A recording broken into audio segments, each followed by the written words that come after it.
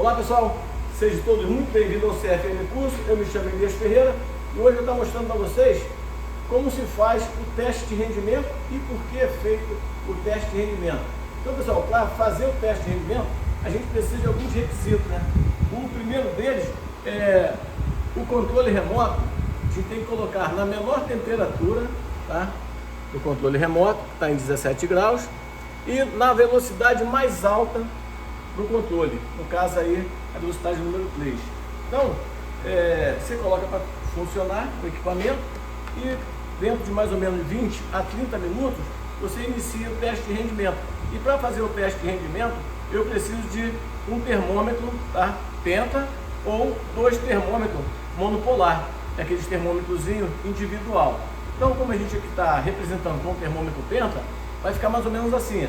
Na minha unidade evaporadora, eu vou ter um termômetro instalado na minha entrada do retorno e um outro sensor na saída de ar. Então a gente tem retorno e insuflamento. O retorno, pessoal, é toda a massa de ar deslocada pelo nosso motoventilador, ela succiona, né, o ar do nosso ambiente, passa por cima da nossa serpentina, no caso do equipamento Raiol, entra por cima, tá?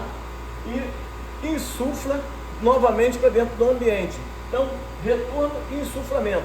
Lá no meu retorno, eu tenho uma temperatura mais alta, que ela começa passando pela temperatura ambiente. De repente, se estiver lá dentro do cômodo 29, 30 graus, ela começa passando pela serpentina, vai insuflando uma temperatura mais baixa e vai retornando esse ar novamente até que ela consegue fazer toda a troca daquele ambiente. Então, por isso que precisa de 20 a 30 minutos. É mais ou menos quando o fabricante determina que o equipamento está na sua plena vazão, né, de troca térmica.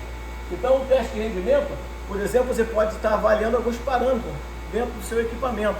Se o equipamento estiver, por exemplo, rendendo pouco, né, com o teste de rendimento, você vai saber algumas vertentes. Se você tem um problema de falta de fluido, de compressor sem compressão, ou se você tem um problema de sujidade, né, no equipamento, aí você tem um delta muito alto, porque muitas das vezes a gente pensa assim, o fabricante recomenda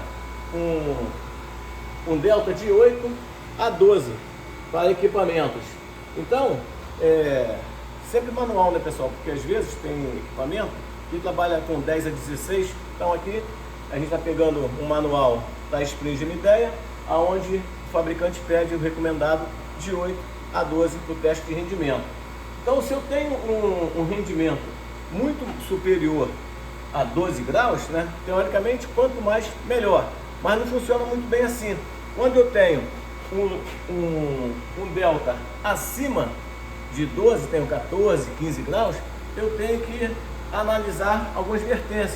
Às vezes, se eu tenho uma troca muito baixa, porque a minha turbina está suja, o evaporador sujo, filtro sujo, né? Às vezes é um equipamento que funciona numa loja de conveniência, então o pessoal às vezes faz a limpeza, conservação do ambiente varrendo com o equipamento ligado e o filtro entope.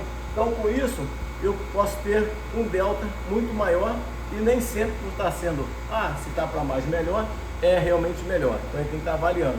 E quando eu tenho um delta abaixo de 8 graus, eu também tenho que verificar algumas vertentes, como por exemplo, estar medindo a carga de fluido. Aqui a gente está com o equipamento e eu já coloquei o termômetro, tá, na saída do meu ar, que é o sensor número 2, que é insuflamento, e o sensor 1 está lá em cima, medindo a entrada de ar do meu retorno.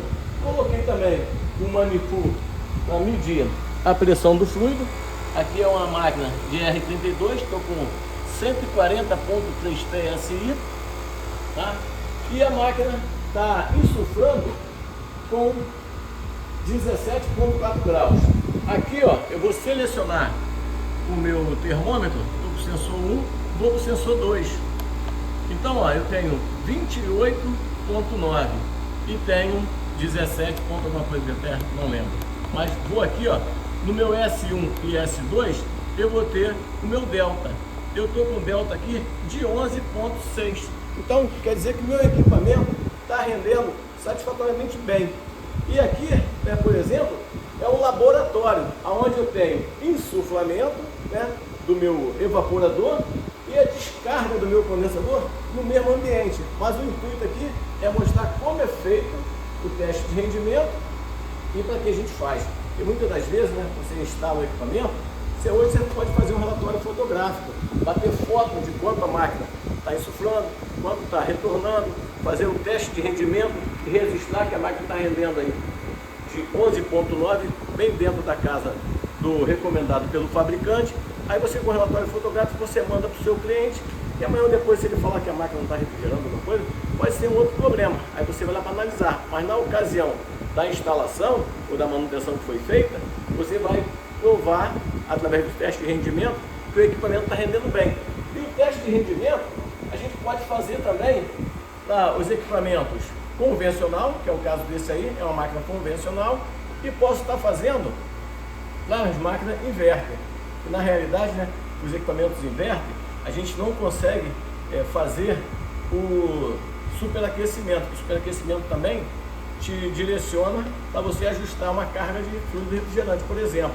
Só que o equipamento inverter, ele trabalha com velocidade variável e pode estar em rampa na hora que você está querendo fazer o superaquecimento, ou não. Então, o ideal no equipamento inverter, faça sempre o teste de rendimento na hora que você faz o startup do equipamento, mais ou menos de 20 a 30 minutos. Então, pessoal, o teste de rendimento é para essa finalidade, para a gente saber quanto, né, o nosso equipamento está rendendo, se está rendendo bem, se está dentro do esperado, e com isso você já elimina alguns problemas futuros.